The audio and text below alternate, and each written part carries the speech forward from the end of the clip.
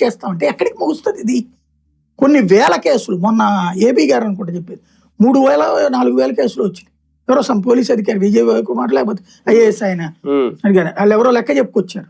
3,000 కేసులు, దాదాపు 18,000-2,000 మందిని అరెస్ట్ చేశారట. ఓన్లీ మాట్లాడినందుకు.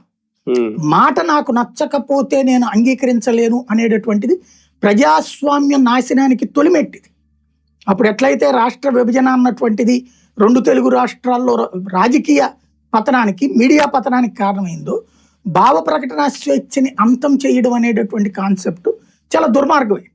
నాగార్జున యాదవ్ ఆ మాటలు మాట్లాడడం తప్పు, నేను అది తప్పు పడతా, అలాంటి తప్పు ఇంకోసారి చేయకూడదని కూడా అంట. కానీ అది ఇప్పుడు మాట్లాడుంటే కేసు పెట్టడంలో తప్పు లేదు.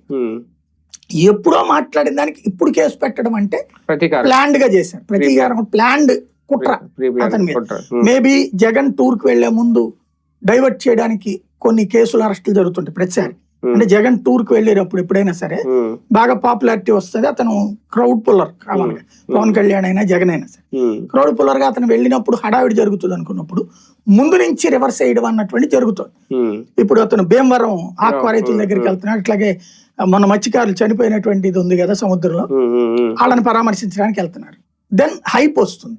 ఆ హైప్ డైవర్ట్ చేయాలంటే వైసీపీలో ఒక పెద్ద దెబ్బ కొట్టాలి.